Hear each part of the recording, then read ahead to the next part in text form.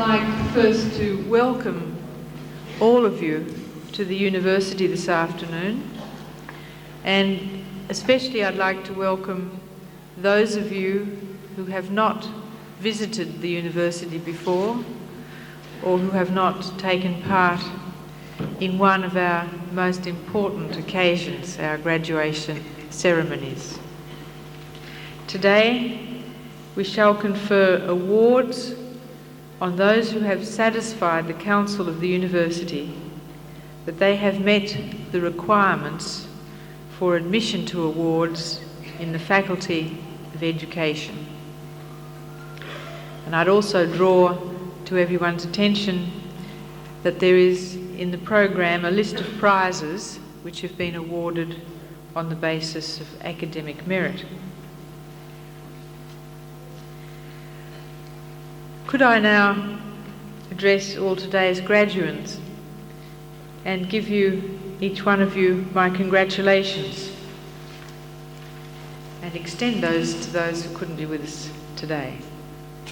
I know how much work, how much effort you've put in over the last few years in order to get here today. And I congratulate you all on having achieved that goal. I'd also like to congratulate those who have been your supporters, your family and friends, who've helped you through those difficult times to complete your assignments and to calm you down before your exams. We know in the university that you can't achieve your goals here without the support of family and friends, and they deserve to share in the congratulations today.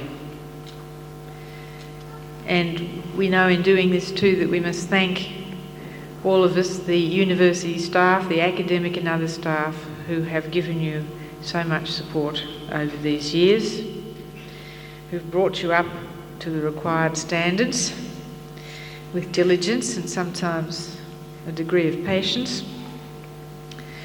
Now that you have achieved this goal and become graduates of the university, we hope that you will all maintain your contact with us. You become, on graduating, a member of the university's convocation, and through that you will be kept up to date with the events of the university, what's happening here. You can also aspire to be a member of the University Council as a convocation member. So we hope you'll keep contact with the university wherever you go in your career. And many of you, of course, have started on careers or have resumed work or continued with work you were doing before. Some again will be still looking for opportunities. Whichever group you're in, we wish you well. You've achieved one goal, but there are many others that lie ahead of you.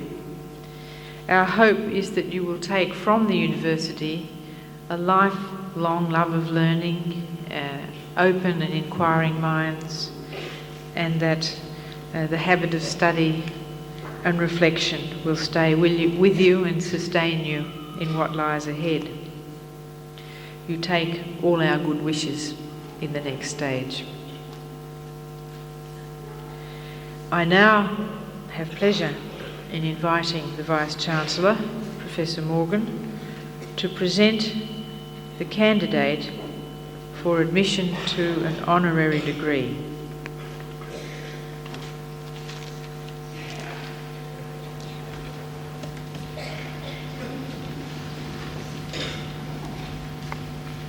Councillor.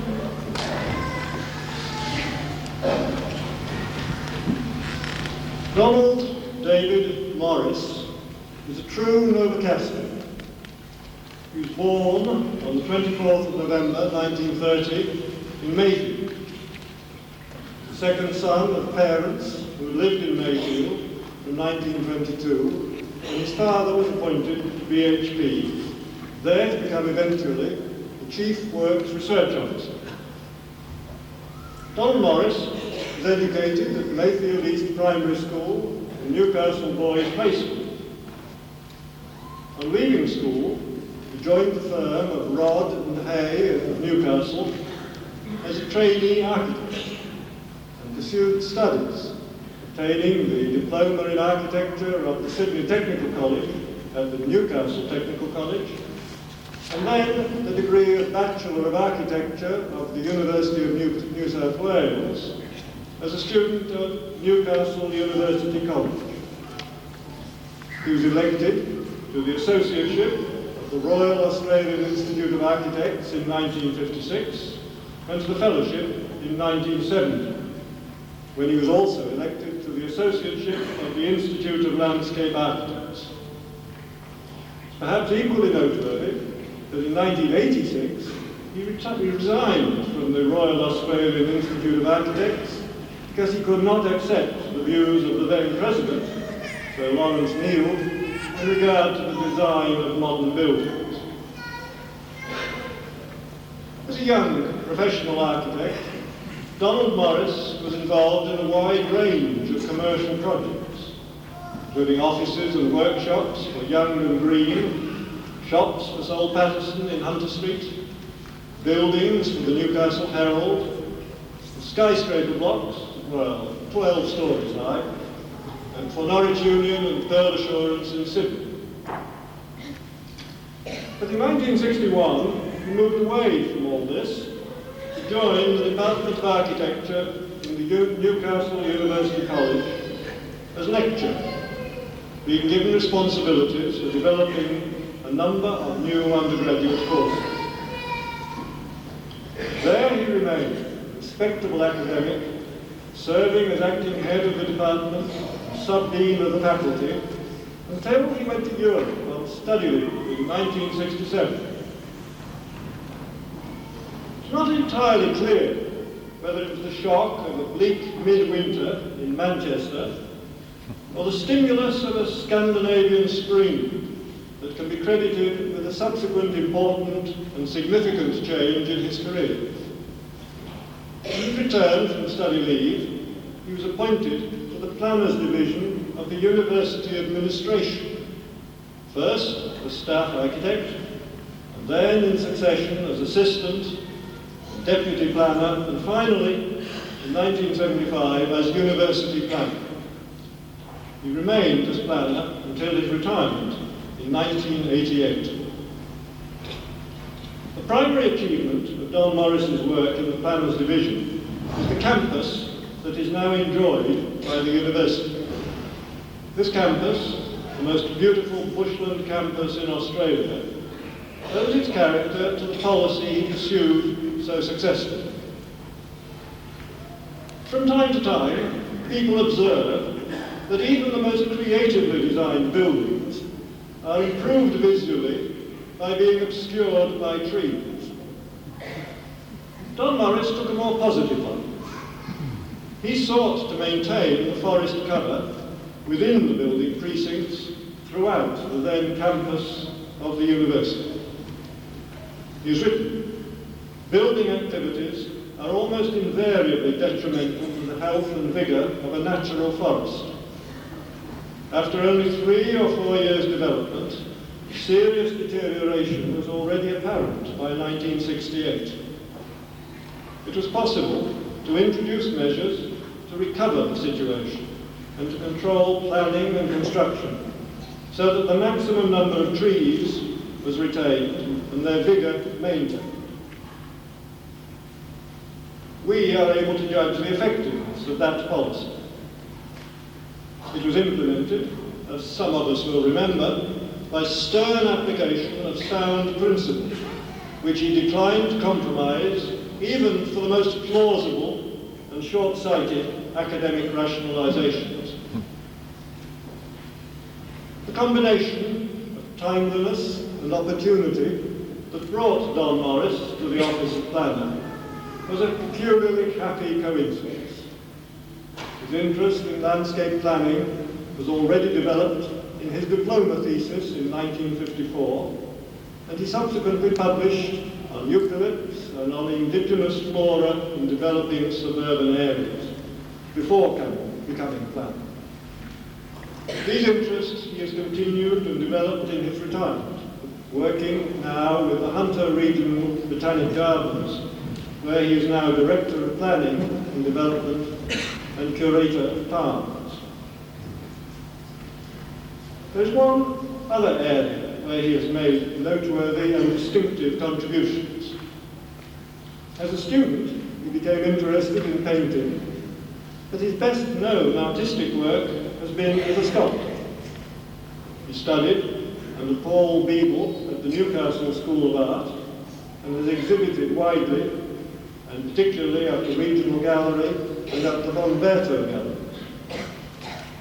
While he has worked in a variety of mediums, it cannot surprise us that in wood, and especially in developing work which grows organically from the natural form of the timber, he finds and extracts most satisfying and pleasing creativity. It is exactly this creativity which characterized his work as university planner and architect. Mr. Morris may be seen as a man who, in fulfilling his aspiration for this university, has achieved great success. We, who enjoy the benefits of that success, recognise in it a heritage of great value, which is to be sustained for the benefit and enjoyment of generations to come.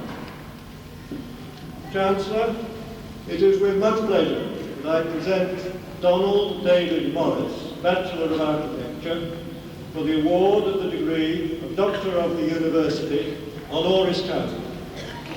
In the name of the Council and by my authority as Chancellor, I admit you to the honorary degree of Doctor of the University.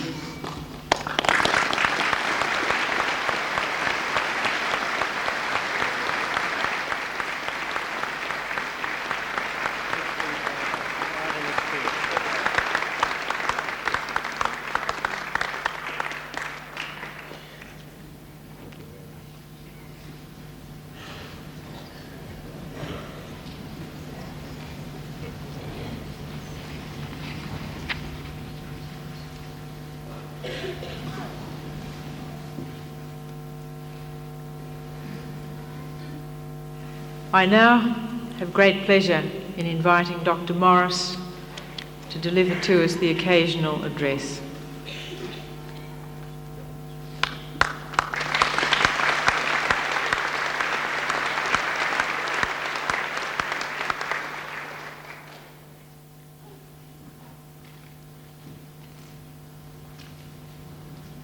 Chancellor, Vice-Chancellor, members of the University, ladies and gentlemen, it is with great pride that I accept the honorary degree awarded to me this afternoon. However, in accepting this honour, I wish to acknowledge the support and contribution that has been made by many people throughout my time at the University. In particular, I should mention my predecessor, this University's first planner, Professor Eric Parker, who was unfailing in his support and encouragement of my efforts to protect the bushland character of the university site. Support for this concept has always been forthcoming from each of the three Vice-Chancellors during my time with the university, and from those Deputy Vice-Chancellors with whom I worked closely. Supportive response of a substantial number of the university community has always been a welcome encouragement. And a special mention must be made of the university grounds maintenance staff who accepted what was then an unorthodox approach and did their very best with very limited resources.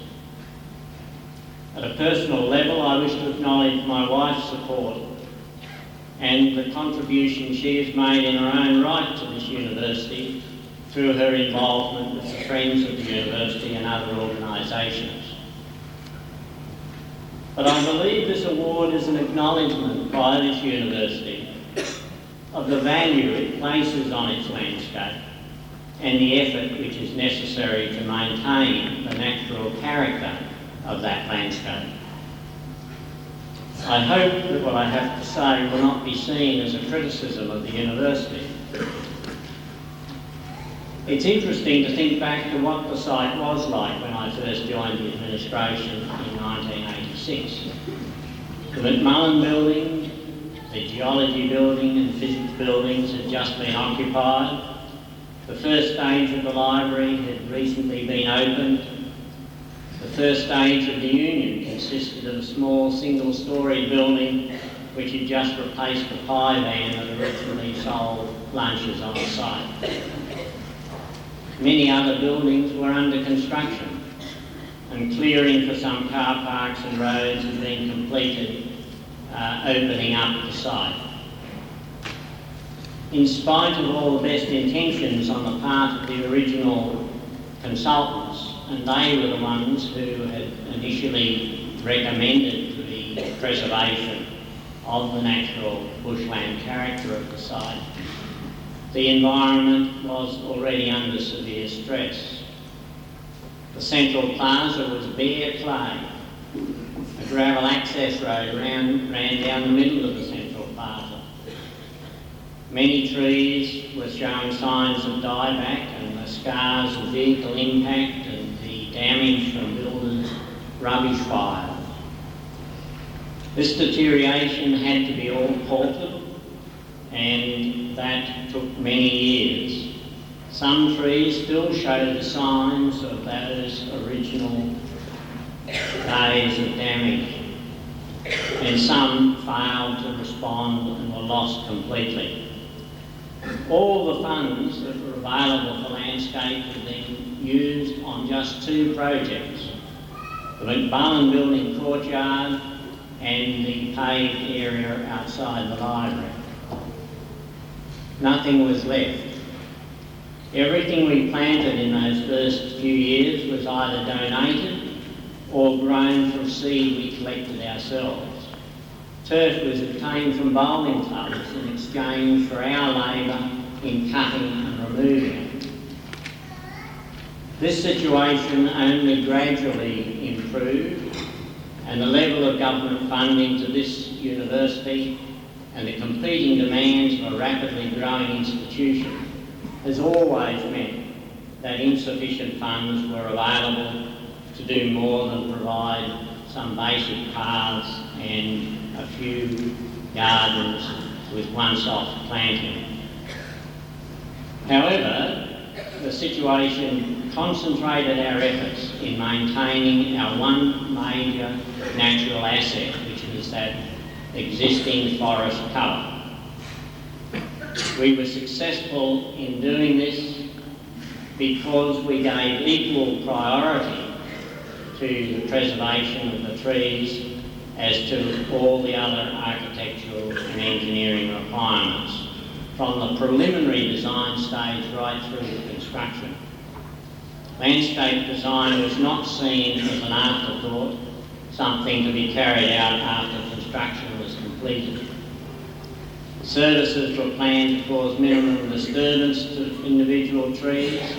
Changes in ground level were limited to reduce the detrimental effect on the trees, and penalties were written into contracts for unnecessary damage. However, I can only recall one occasion where it was necessary to impose those penalties. It had become accepted on this site that care of the trees was expected, and the contractors exercised the discipline on their subcontractors themselves. The result of all this was that once the contractor was finished and the surroundings tidied up by a ground staff, the building emerged and appeared as though it had always been there, surrounded by the natural trees. As a result, the university achieved an environment of very high repute at very low cost. But it may be said that we have been living on borrowed time. Trees and plants have a limited life, and provision must be made to replace these as time goes on. Very little provision has been possible to date. Erosion, weed infestation, disturbed areas have all been accumulating over the years, and the recent dramatic increase in student numbers and building activity inevitably increases the pressures on the natural environment. These problems must be addressed, and this costs money. The challenge facing the university is to find the funds to enable the constantly increasing area of man-modified site to be maintained in a way which will ensure the ongoing viability of the natural forest cover and regeneration of this and the natural areas. In this era of dry economic policies, this is going to be even more difficult for the university. It is commendable to find that the university has accepted the need for appropriately qualified staff in the grounds maintenance area, but an adequate level of funding is essential if they are to achieve what is required. Groups like Convocation and the Friends of the University perhaps should consider this urgent need. A need not for spectacular landscaping projects, but for ecologically sound renovation and regeneration of the existing forest. I've spoken at length about one aspect of planning the university site, which has been a major interest of mine for over 20 years. But that's not what you came here this afternoon for. For those of you who are graduating today, this is the culmination of years of study and effort, and you and your family and friends can be proud of your achievement. But this is just the beginning. Learning is a lifetime occupation. The real challenge is to encourage and facilitate this ongoing learning process in yourself and in others. You will find, as I did, the things that interest you now will be overtaken by other interests and challenges. And your career paths may change dramatically in ways you can't possibly imagine now.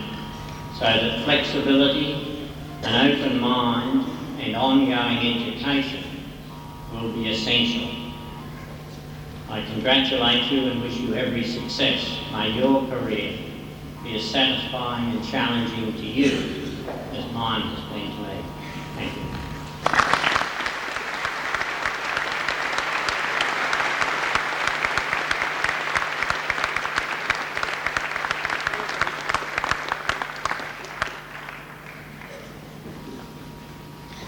All candidates for admission to awards undertaken within the Faculty of Education, please stand. Chancellor, I present to you the candidates for admission to awards undertaken within the Faculty of Education as specified in the programme. In the name of the Council and by my authority as Chancellor, I confer the awards specified in the programme on all those graduates from the Faculty of Education who are present today, and in absentia on those unable to be present.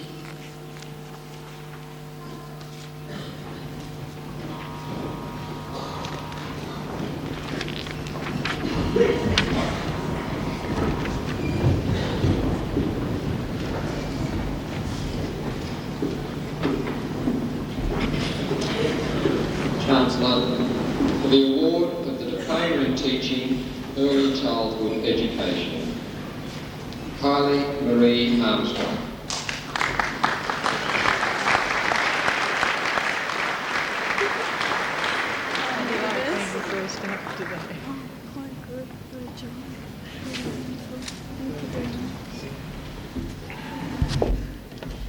Catherine Jane Barber.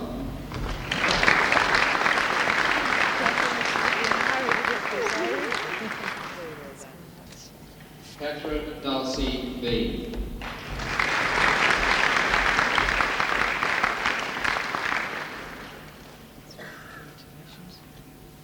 Patricia Margaret Bruce.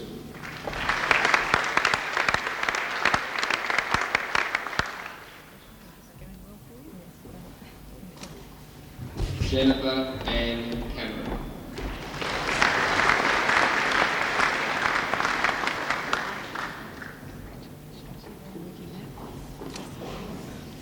Diane Mary Chaplow.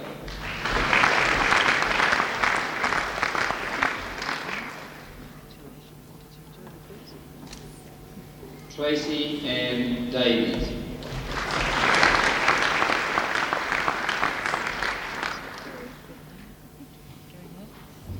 Claire Joanne Desai.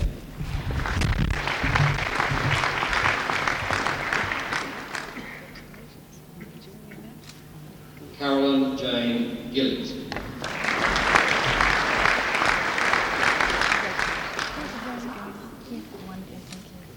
Kerry Ann Gray.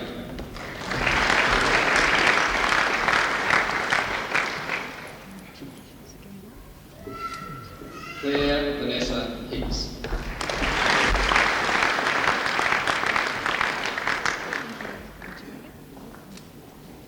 Rachel Julia Jones.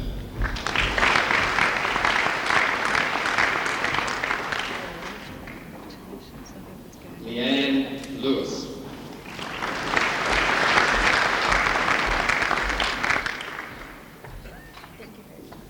Roxanne Louise Leaper.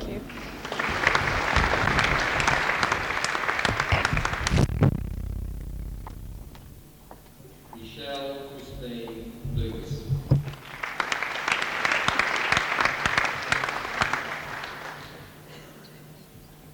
Michelle Lee McCaffrey.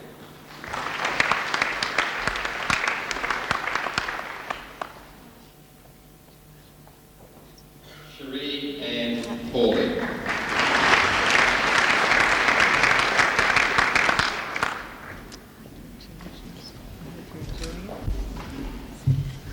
Michelle Marie Peterson.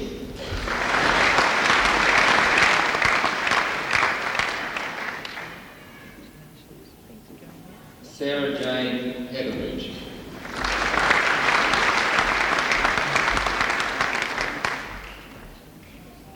Lyndall Ann Powell.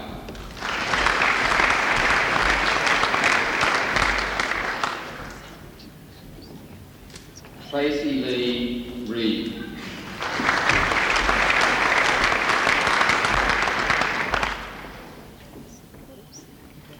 Jenny Lee Schneider.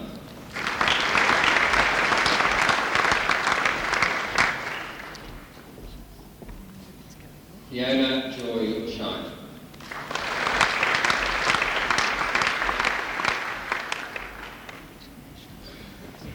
Joanne Elizabeth Wiley.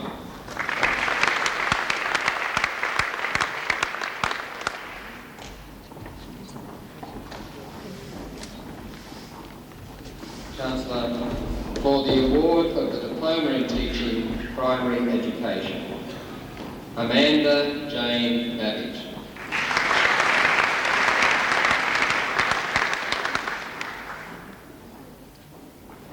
Helena Pauline Baker.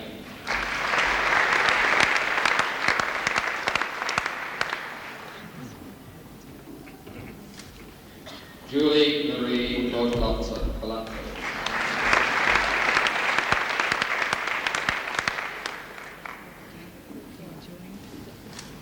Anne Louise Brereton.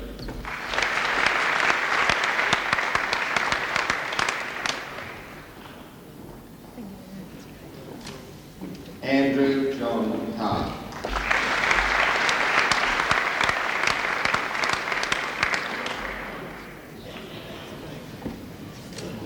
Patricia Louise Coleman.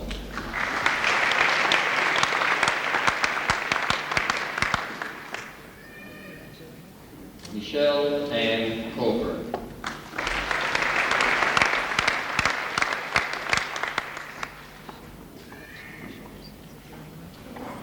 Catherine Lee DeLay.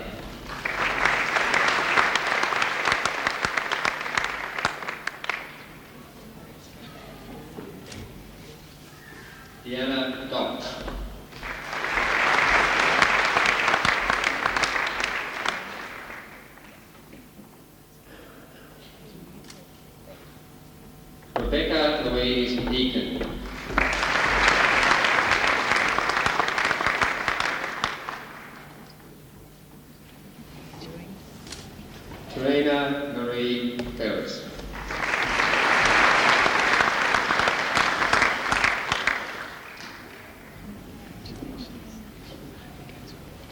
Kerry Ann Goller.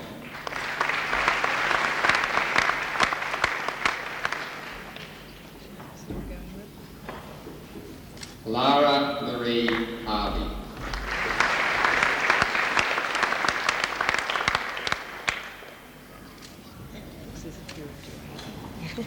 Deborah Ann Healy.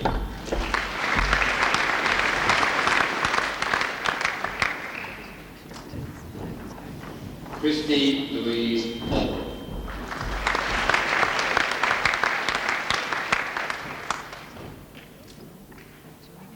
Margaret Ann Holden.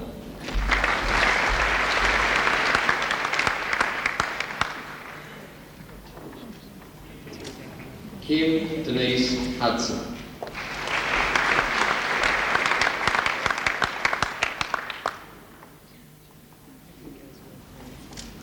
Charlie Marie Hudson.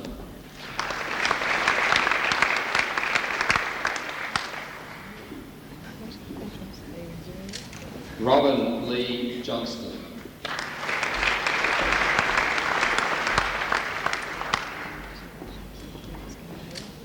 Jodie Garrett Kerr.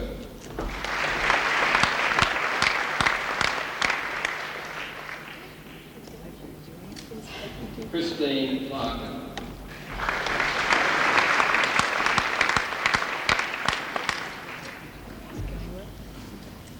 Kim Martins.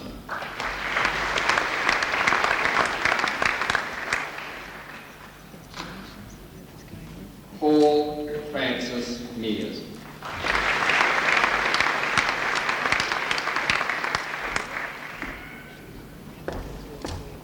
Bernadette Mary Mitchell.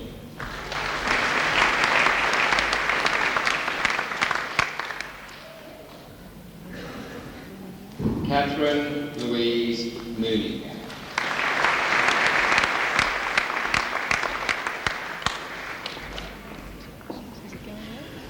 Tracy Joyce Morgan.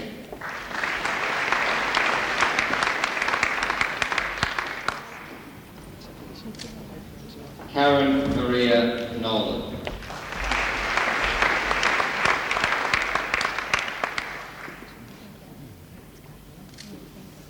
Susan Patricia O'Donoghue.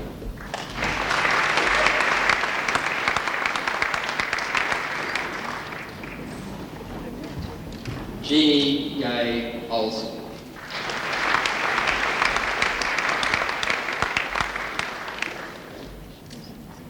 Patricia Ann Osborne.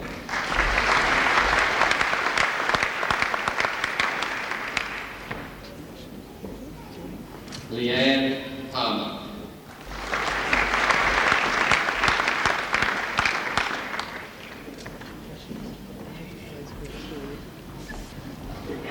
Jenny Ellen Fischler.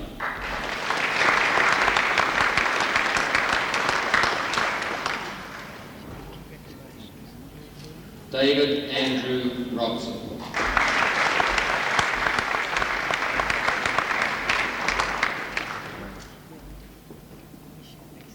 Donna Lynn Rowan.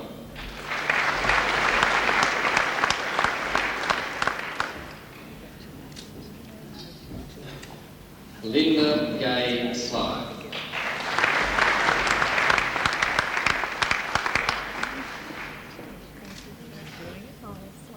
Marie Kylie Stead.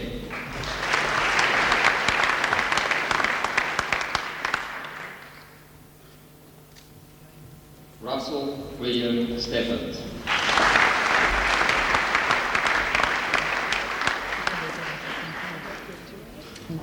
Kerry Allison Sutton.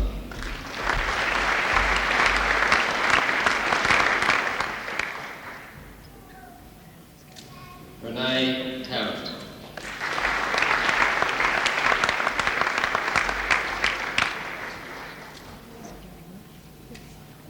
Alexandra Abanovich.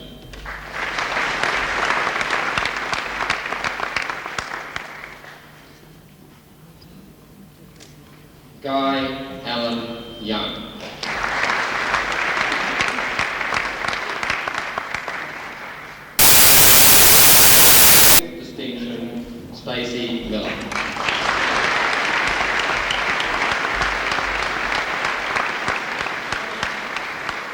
Margaret Keogh.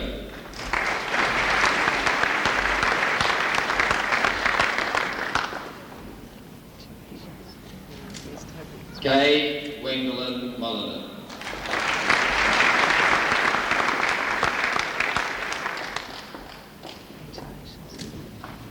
Lynette Diane Reville.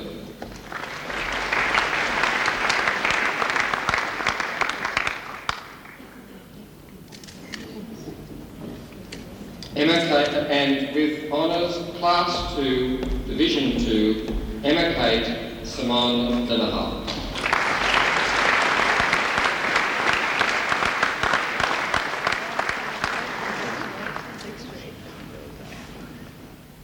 Chancellor, for admission to the degree of Bachelor of Education Early Childhood, Sharon Marie Brennan.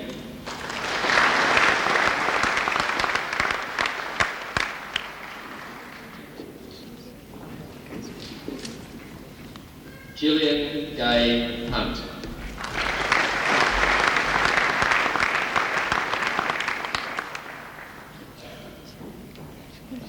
Annette Francis J.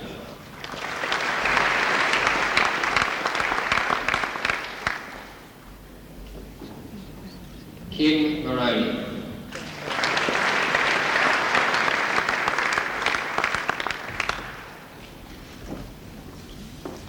Vicky Louise Roach.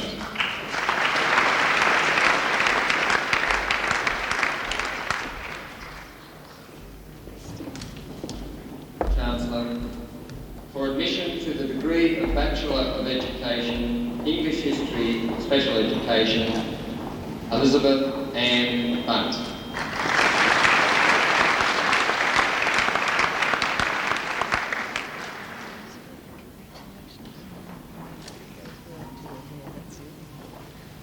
Chancellor, for admission to the degree of Bachelor of Education, English History, Brenda Louise Baker.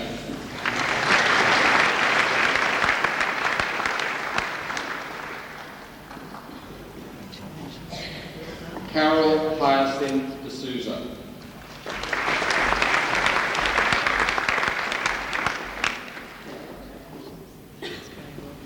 Trevor George Doyle.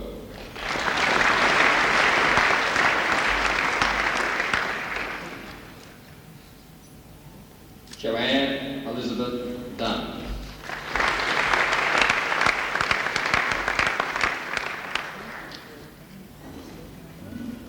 Bess Ann Gibson.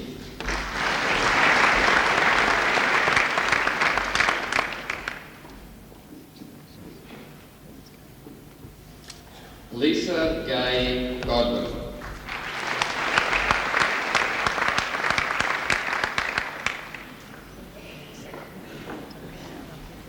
James Matthew Henry.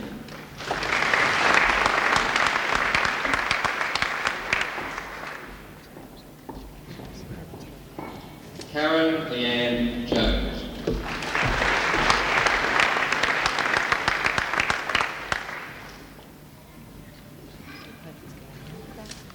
Kelly Marie Lane.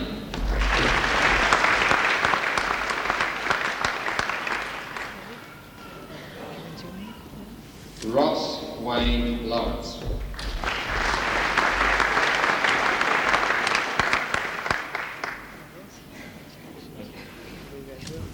Joshua McGann.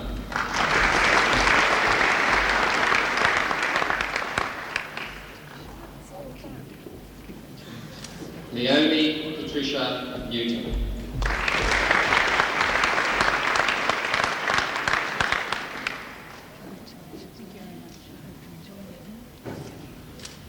Darlene Marie Peterson.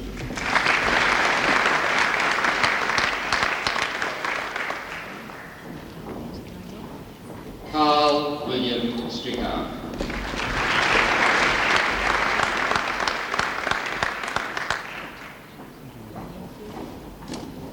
And with distinction, Katrina Ann Hancock.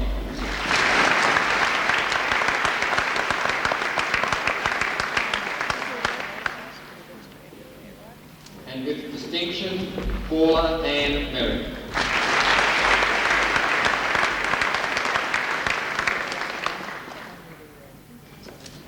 And with distinction, Lisa Jane Webb.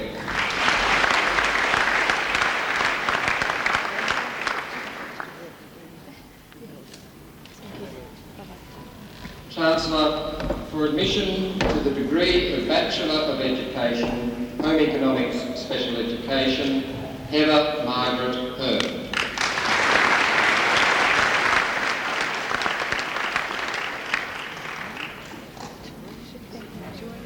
Tanya Louise Love.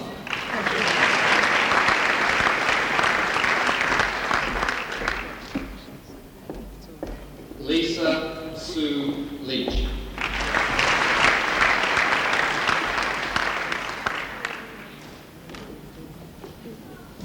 Chancellor, for admission to the degree of Bachelor of Education, Home Economics, Natasha Jane Binnie.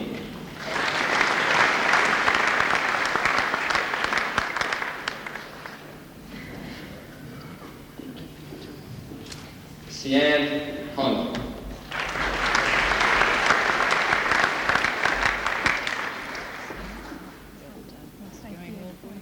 Susan Jane Davison.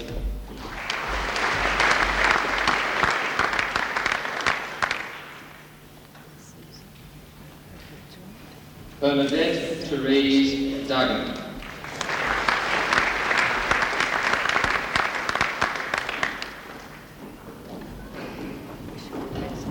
Julie Louise Elliott.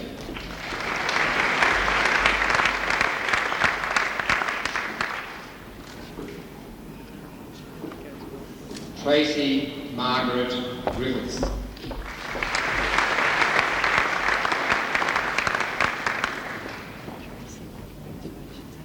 Leonie Ann Harris.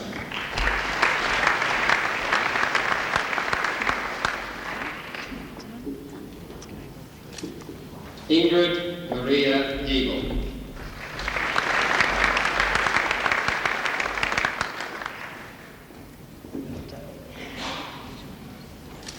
Louise Frances McLaughlin.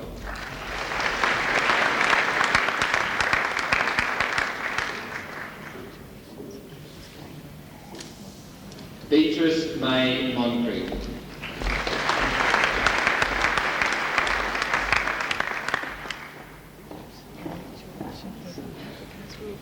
Jane Marie Redmond.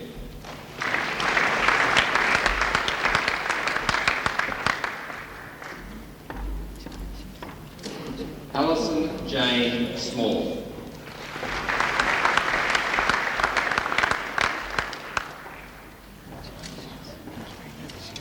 Sherida Ann Thompson.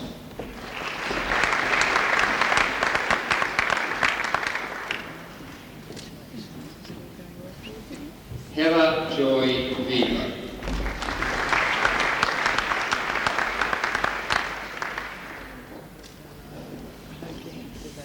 Elizabeth Agnes Forstelman.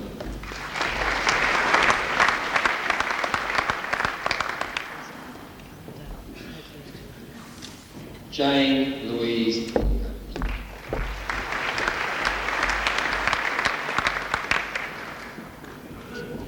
Amanda Gay White.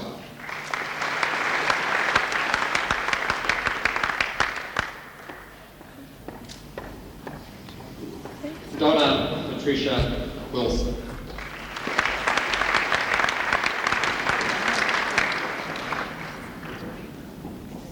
And with honours Class 2, Division 2, Catherine Elizabeth Cummings.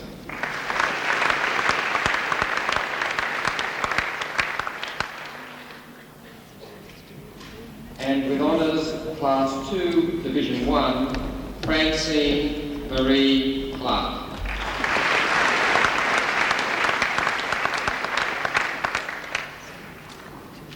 And with honours Class 2, Division 1, Fiona Allison Honorary.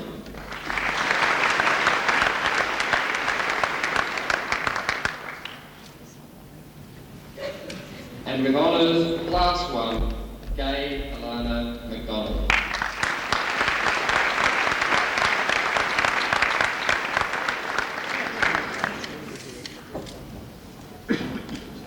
Chancellor, for admission to the degree of Bachelor of Education, Industrial Arts Technology, Simon Craig Abernethy.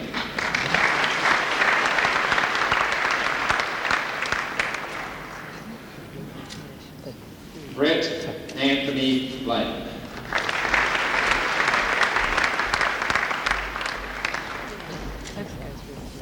Michael James Booth.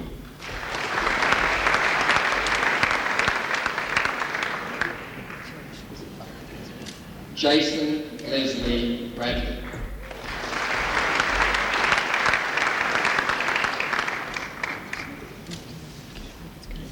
David John Bullock.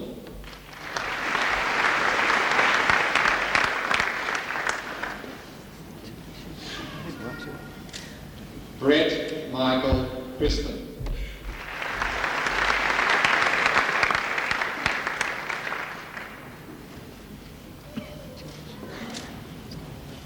Adam James Cupid.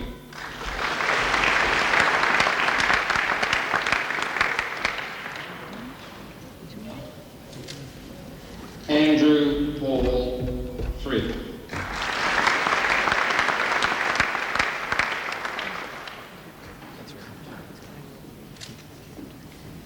Anna Maria Gale.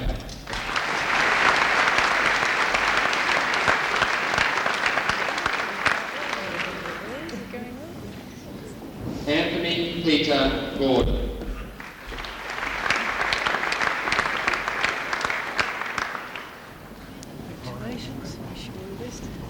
Martin James Greentree.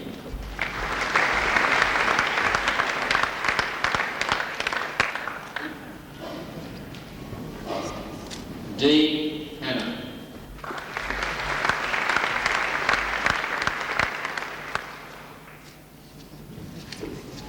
Stephen Patrick Heenley.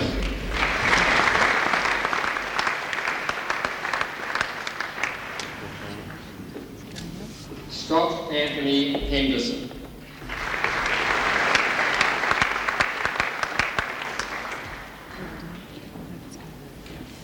Anthony Peter Heron.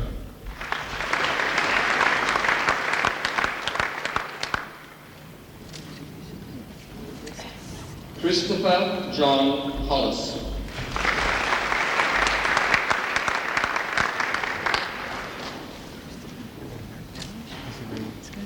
Paul James Honeywell.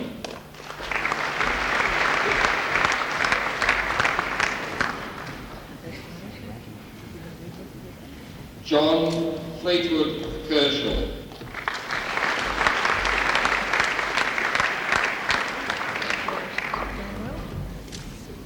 Paul Stewart King.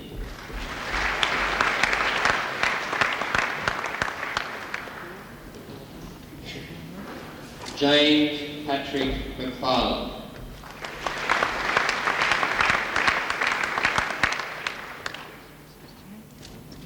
Andrew William McLaughlin.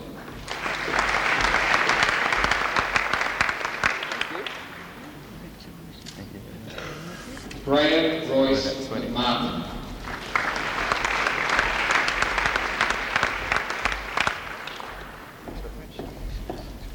Craig Charles Miller.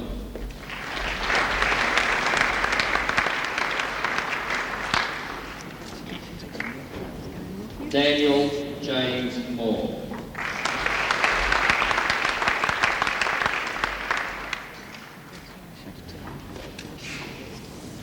Kristen John Oates.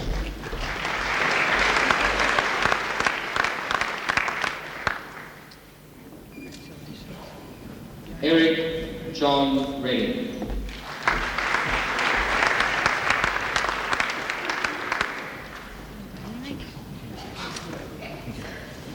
Craig Anthony Selwood.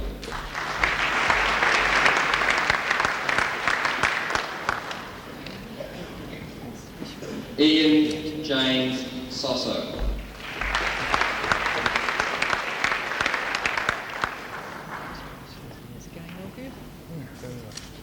Scott Andrew Treneman.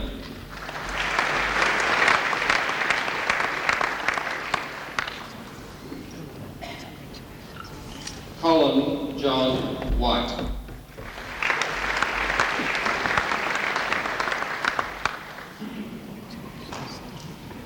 Barry Michael Woodcock.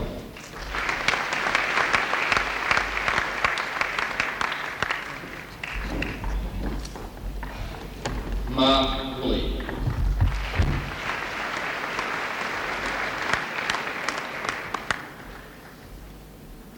And with honours, Class 2, Division 2, Darren Cullen Payne.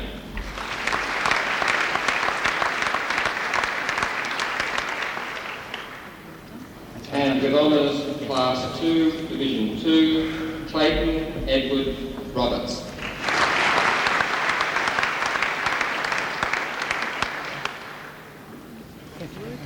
And with honours, Class 2, Division 1, John Rudolph Evans.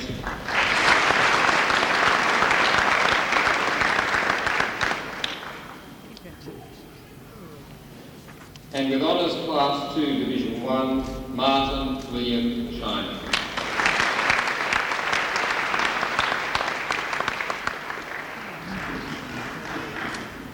And with honours, Class 1, Jeffrey Raymond Pitt.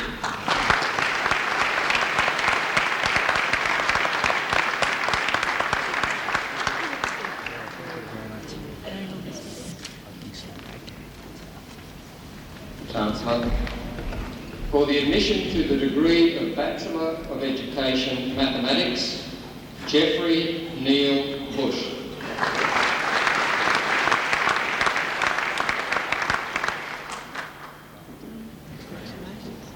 Pamela Ann Chapman.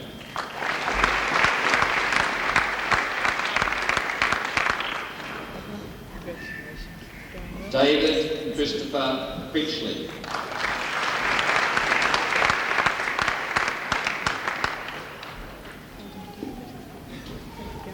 Glenn Charles Hatton.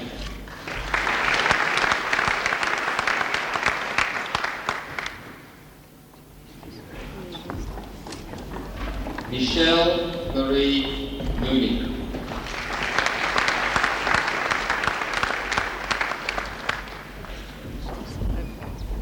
Lisa Christine Newman.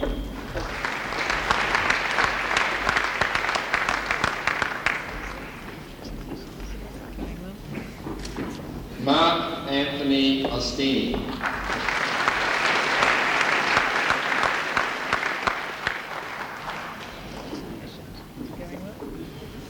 Karina Marie Potter.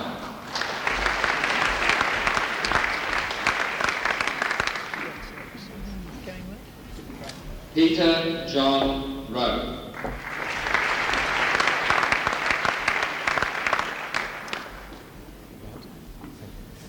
Nigel Douglas Russell Carter.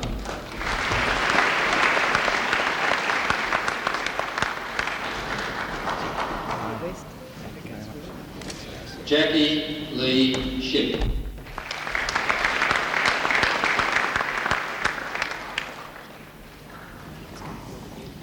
Deborah Ellen Stokes.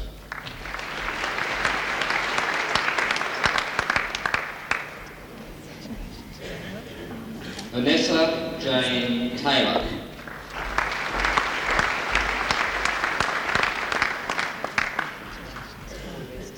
Lloyd Jeffrey Thompson.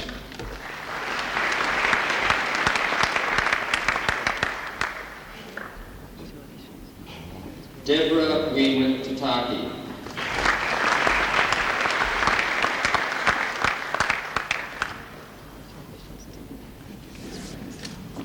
Susan Ann Wynne.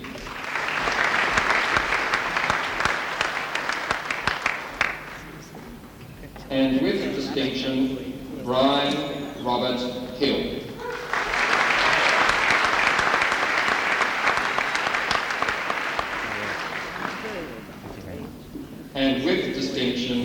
James Andrew Weatherby.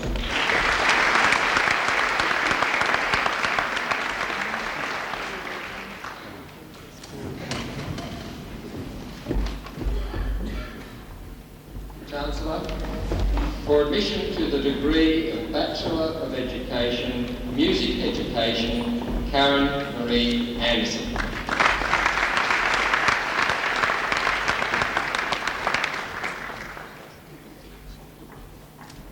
Nairi Alison Davey.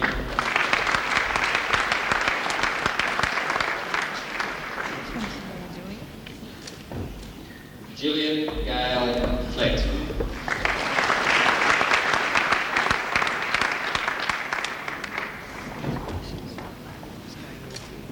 Stephen David Fry.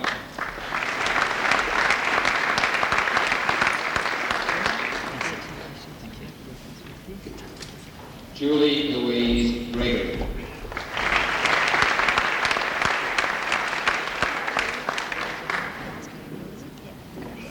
Cheryl Annette Reed.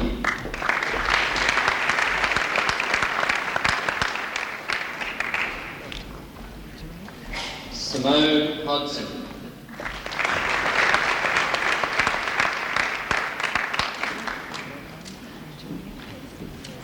Christopher Andrew Mortimer.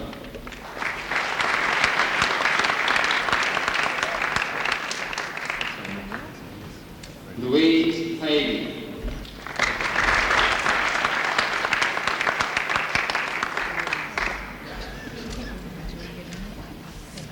Carolyn Joy Freed.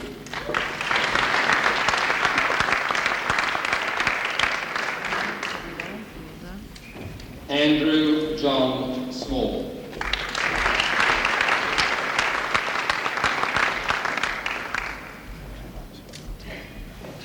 Rodney John Smith.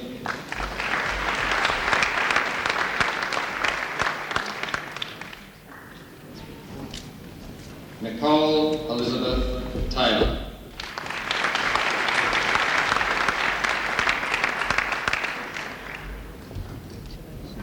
Carol Ellen Watson.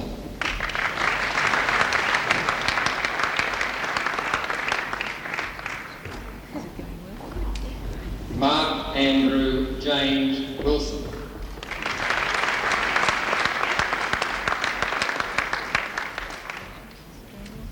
And with honours, Class 2, Division 2, Jacqueline Ann McMichael.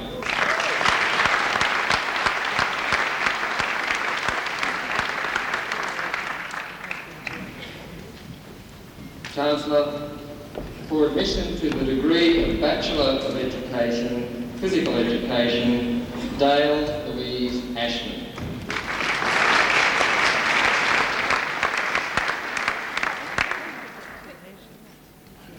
Peter John Atkins.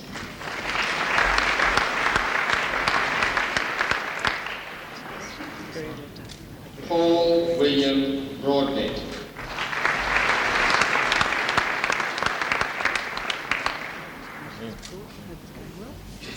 Sarah Catherine Charlton.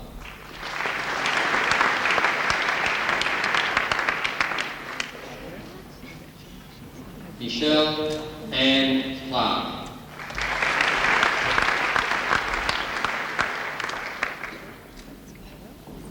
Mark Edward Farrett.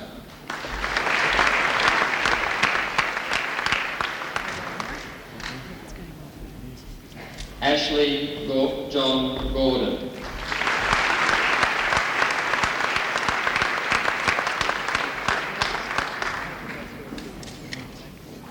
Louise Marie Kleinbergs.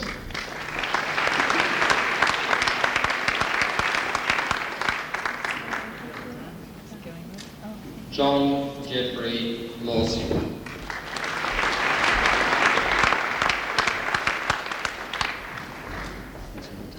Robert Stephen Markle.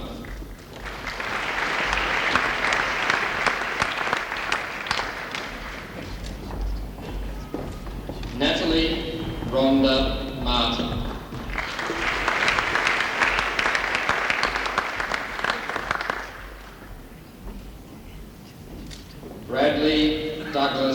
McDougall.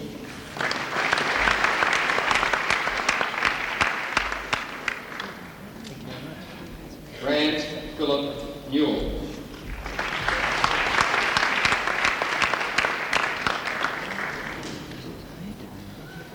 Kristen Michelle Roach.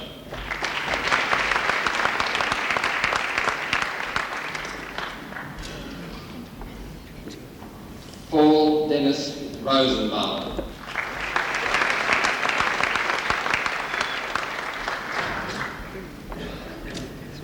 Terence Andrew Simpson.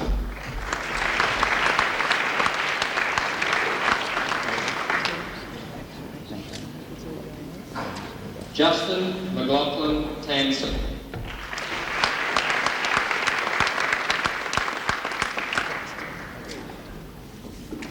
Paul Lonnie Tamatanis.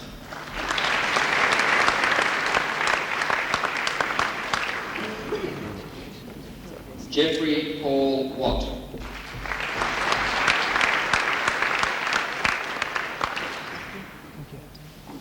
Louise Philippa Whittaker.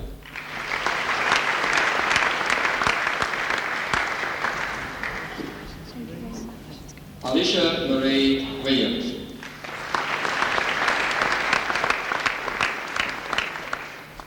And with honours, Class 2, Division 2, Richard James Rowlings.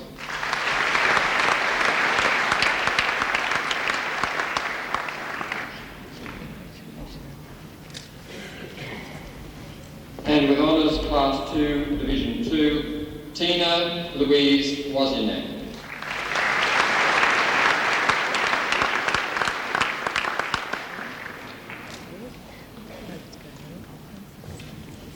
And with honours, Class 1, Tara Colleen Hall.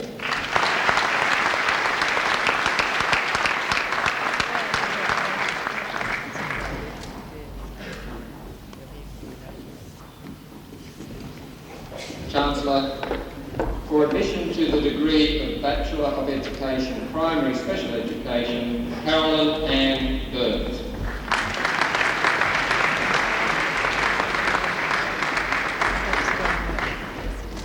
Angela Dickinson.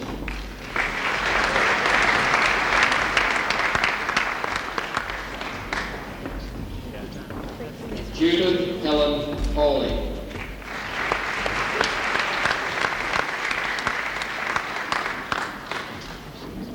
Stephen John Cannon.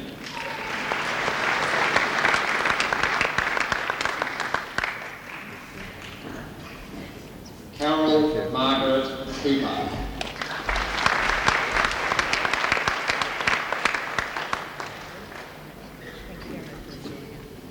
Sharon Ann Lenson.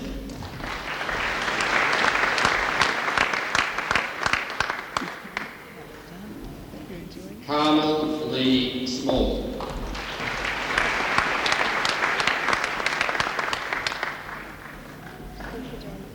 Julie Ann Turton.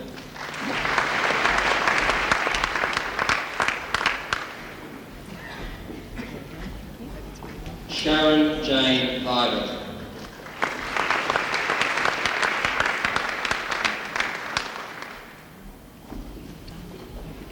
Rebecca Jane Wales.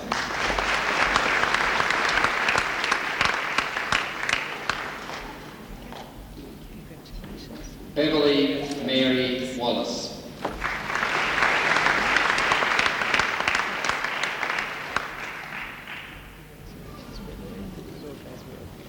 Marion Patricia Wheaton.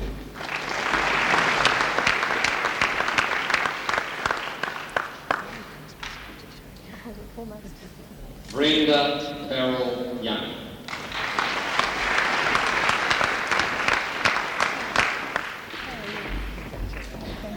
And with honours, Class 1, Candy Lee Hodenock.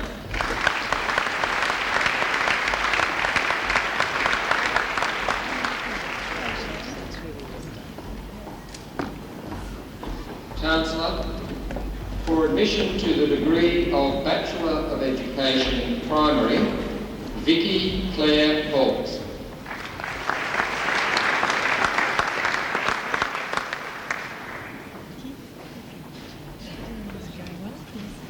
Natalie Bass.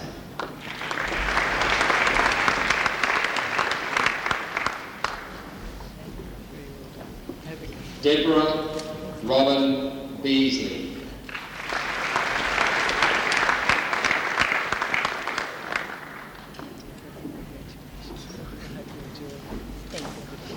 Jane Marie Brooker.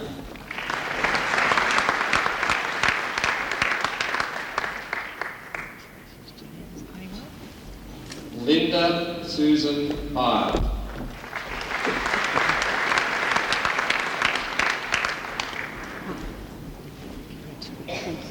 Kim Patricia Davies.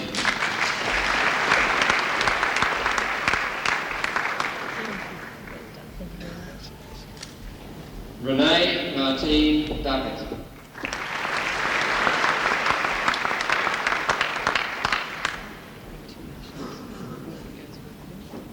Heather Kay Elliott.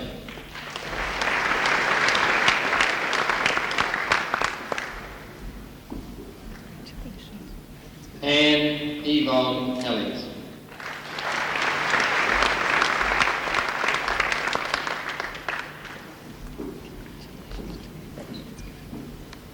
Eleanor Jane Heron.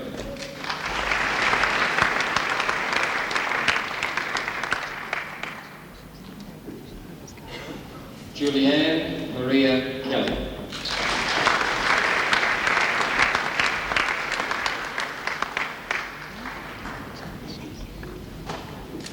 Carolyn Gay Latham.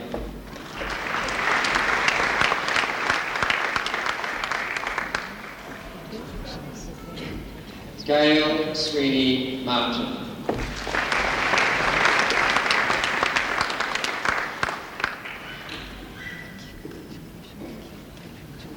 Narelle J. Murray.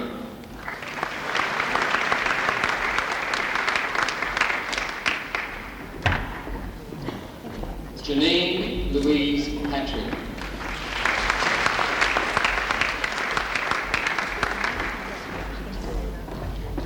Margaret Peterson.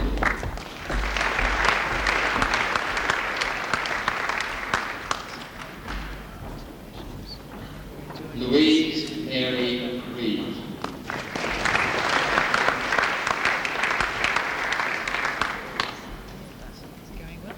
Julie Dorothy Roach.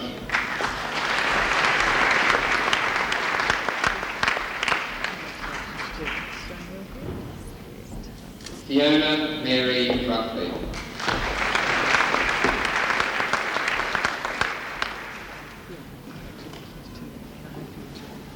Anne-Marie Sinclair.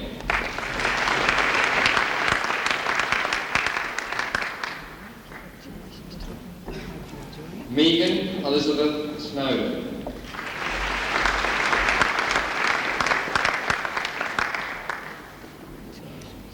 Mark James Tickle.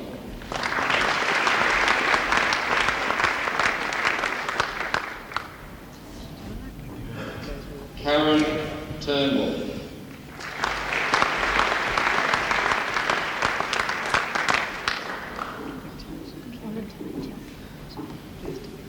Karina Jane Watham.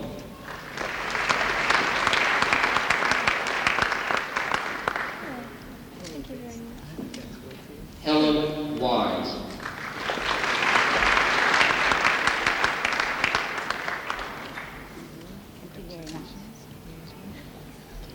Kathy Ann Woolcock.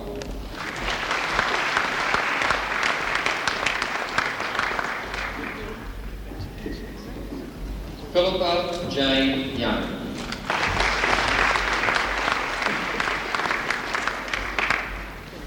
And with honours, Class 2, Division 2, Elizabeth Russell Antcliffe.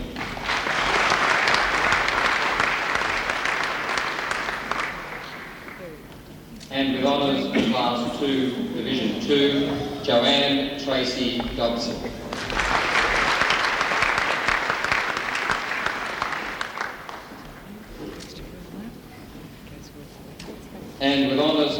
Class 2, Division 2, Kerry Marie Johnson.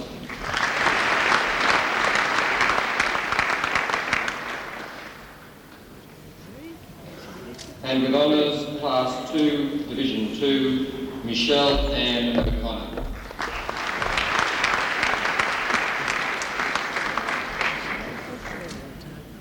And with honours, Class 2, Division 2, Faith Eileen Rendell.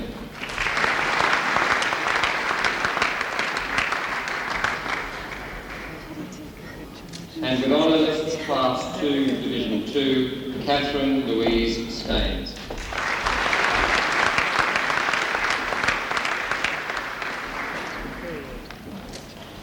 And with honours, Class 1, Karen Lee Erickson.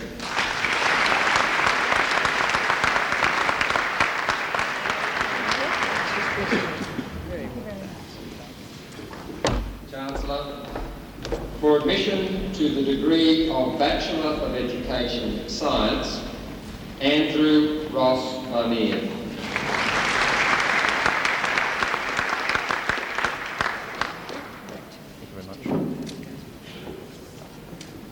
Anne Veronica Lay.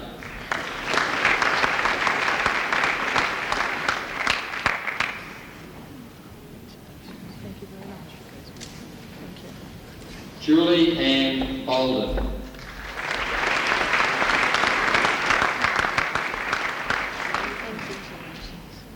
Michael John Cossettini.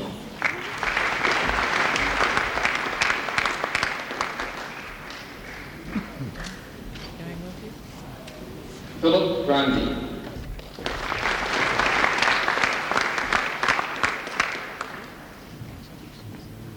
Julie Josephine Holt.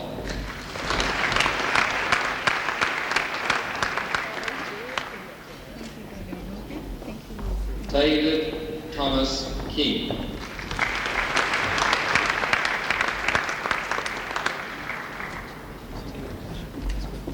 Natalie Moyle.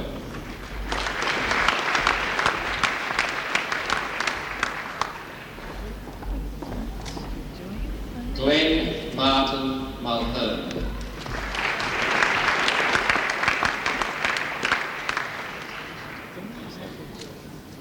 John O'Connor.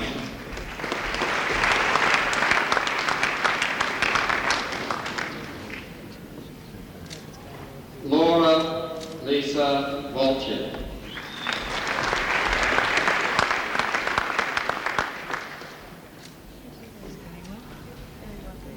And with distinction, Graham Paul Hendry.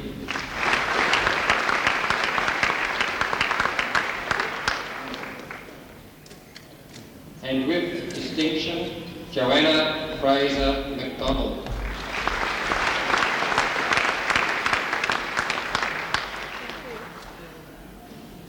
And with distinction, Ian Gordon Vaughan.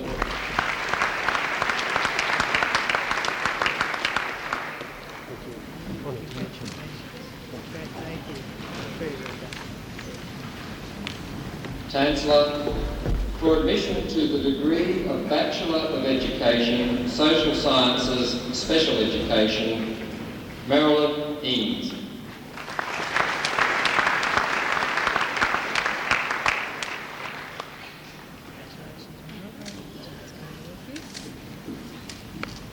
Jane Diane Houston.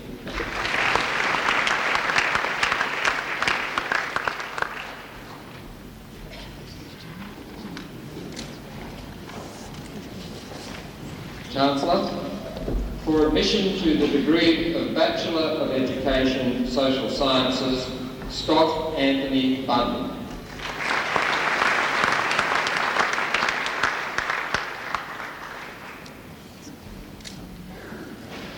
Bernard Peter Burgess.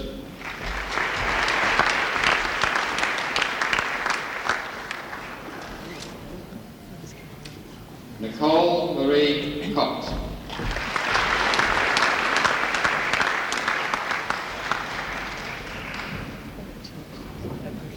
Melissa Coe.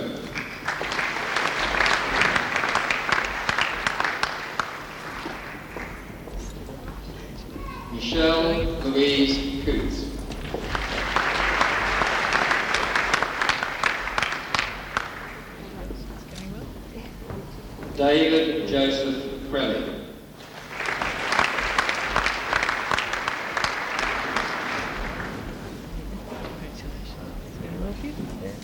Paul Allen David.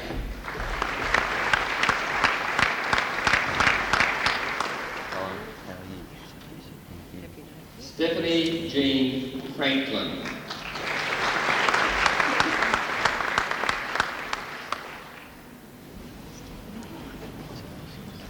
Warwick Donald Hawkins.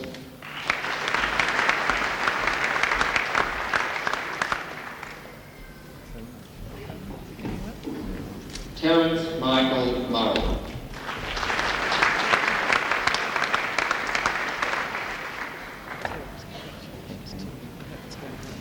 David Kevin Reeves.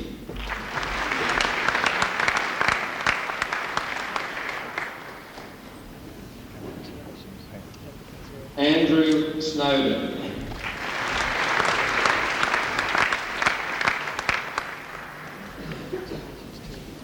Bernadette Marie Thomas.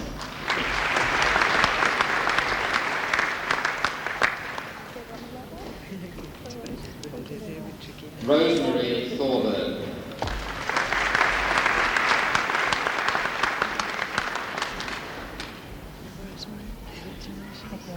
And with distinction, Alison Jeanette Grant.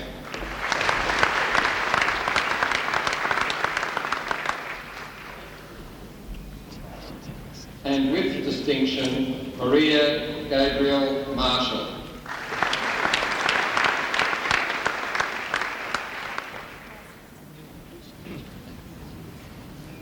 And with distinction, Janine Margaret Scott.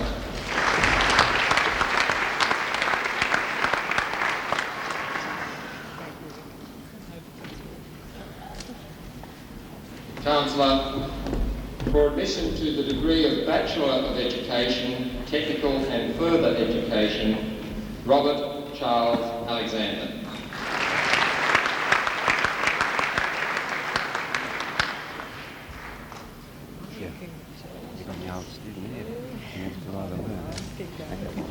Jury Domtier.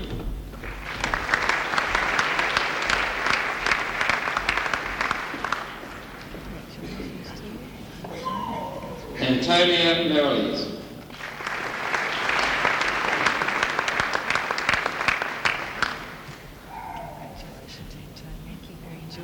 Alan Arthur Mullington.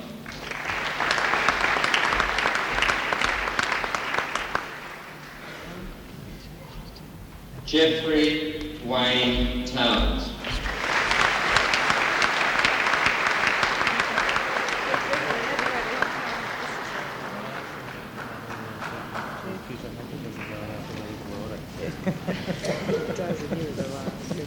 Thank you.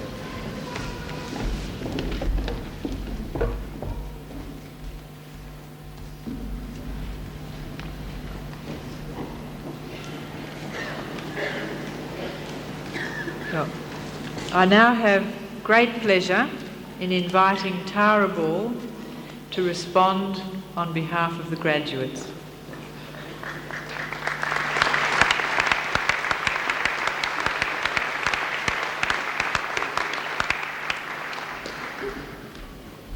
Chancellor, Vice-Chancellor, members of Academic Council, academic staff, honorary award recipients, parents and guests, fellow graduates. It is a privilege and an honour to address you today on behalf of the graduating students and especially those whom I shared the past 4 years with in the Physical Education faculty. For some of us, the once active study desk lays idle and gathers dust. Over a 4-year period, many an inspirational line had been written at that desk, not to mention the works of art transcribed into literary masterpieces, also known as assignments. In everyday life, whether studying at university or working 9 to 5, it has its highs and its lows. During our university years, the burden of assignment deadlines is passed on to our parents, who provide mountains of emotional support coupled with gentle financial injections at appropriate stages of our learning. People often ask about university life and its challenges as if there was an unreal environment enclosed in this campus boundary. The fact is that the people who work here are very real, full of emotion and passion for their field of teaching. They have encouraged us to try many different foods from the educational menu, some we liked, some we disliked. Our lecturers showed they cared as they always encouraged us to take the path which was least walked upon. The only objection from us was that it was also the longest path. As we followed under their wing, we queried, studied, questioned, and hence we learned. The only thing that remains constant in our society is change. Any worthwhile change is for the better. Hence, we were to remember this as we anticipated and experienced ongoing changes within our institution. The course itself changed from an optional 3-year diploma or Bachelor of Education course to a straight 4-year Bachelor of Education course. Whilst the recently renamed Hunter Institute amalgamated with the university to become the now University of Newcastle. In our present economic climate, there is a temptation to look on the bleak side, to assume the worst even when we hope for the best. As future educators, we need to resist this temptation and approach our chosen professions with a strong spirit of optimism. This will be achieved through realistic foresight and a healthy belief in our own ability to learn, succeed and help others. On speaking to my fellow graduates over the past months, it is difficult to comprehend how one feels after completing a 4-year degree course. The security and comfort finally ends and we are faced with a new challenge, new decisions and ultimately a future. Someone once compared study to mountain climbing. You start at the base camp with preparation and strategies. Then comes the climb, which is arduous and relentless by its nature. On reaching the top, some of the groups may be taken by the euphoria and unable to express the fulfillment and joy. On the other hand, some may be content but not satisfied, and they are the ones who will continue to climb as a never-ending challenge. The graduates before me today are definitely not people who like to live on the flat land. We are all mountain climbers who have set ourselves a peak or a goal to strive towards. Finally, after 4 years of toil with gradual accomplishment along the way, we have attained the honourable distinction of completion, a degree. Recognition from our peers, friends, parents and lecturers for climbing our first real mountain. I ask you, how many more mountains are there to climb? Heaps. Congratulations everybody. Seize the day.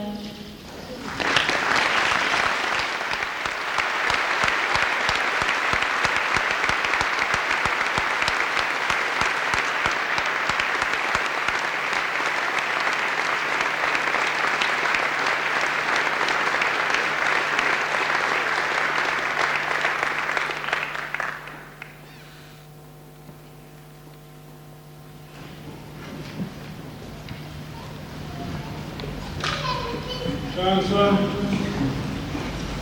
this is a splendid occasion, celebration and congratulation. Occasion of much joy and satisfaction. It's an occasion which is properly marked by ceremony and serious words, and rightly so, for it represents an important threshold for all of us. For each of you who graduates today, this is indeed the culmination of dedicated years, of much work, of transformation, of brighter promise into high achievement.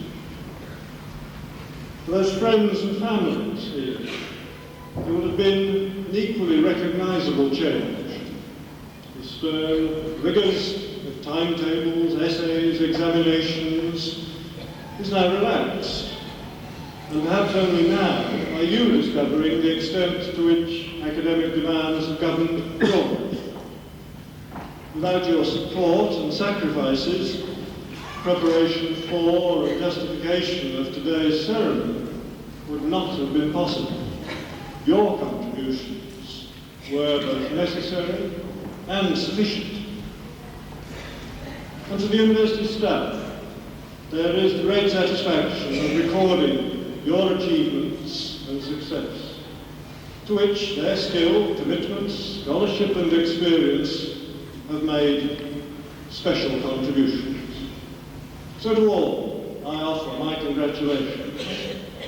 Graduates, parents, families and friends, to academic and general staff.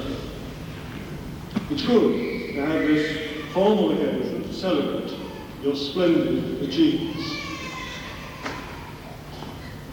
Chancellor, much of the meaty words that I would have spoken on today are recorded in the programme, so I'm not going to repeat them up here.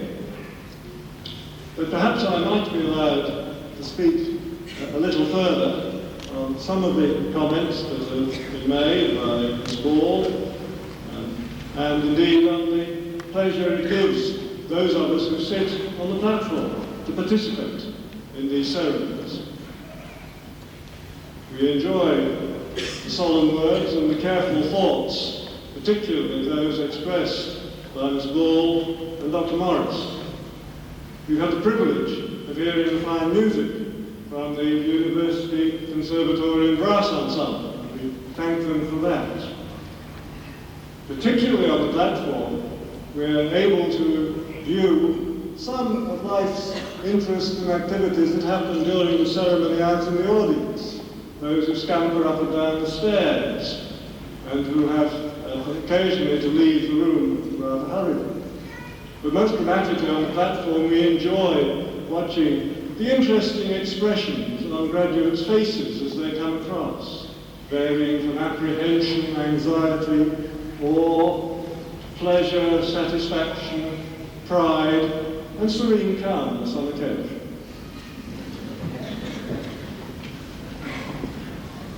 All of this forms a very important part of the celebrations. But these celebrations also form a threshold to a new stage, particularly a new stage in the life and career of the graduates. You are now to assume the responsibilities of graduates, and these are significant. The well-being of society is dependent on the quality of the contributions you are able and prepared to make. Economists are frequently heard to argue that the effective operation of a free market depends both on the supply of human capital, that's you, and also on the existence of a free society. Some of us might be prepared to doubt the implied perfection of a free market economy, despite its great apparent success in the world today. None of us can seriously doubt the need to ensure that our democratic form of government functions as a truly free society.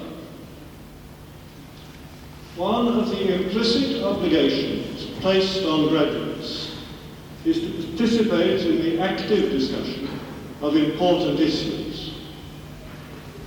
It cannot be sufficient for the community to allow the agenda for public debate to be set totally by the media or by our political leaders.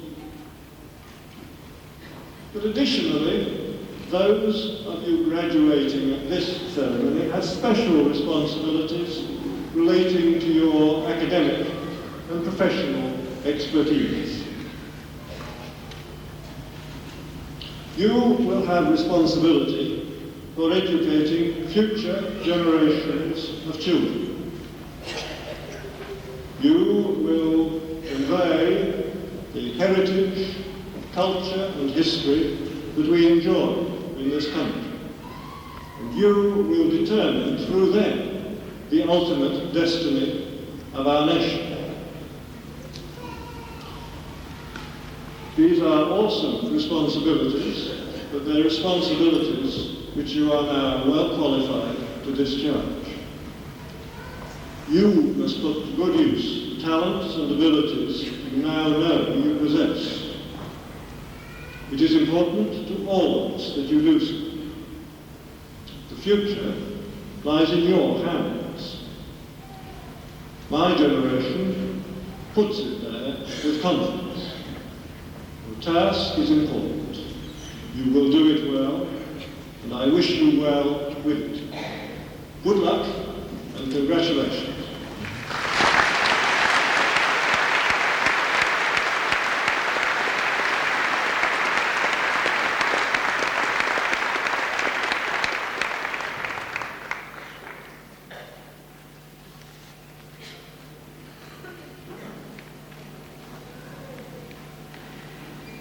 Ladies and gentlemen, this has been a long afternoon. There is one more task to perform before we conclude this ceremony, one I'm sure you'll all welcome very much. That is that I would like to invite all our visitors, all our graduates today to join the university at afternoon tea, which will be served in the Union. The ceremony is now closed.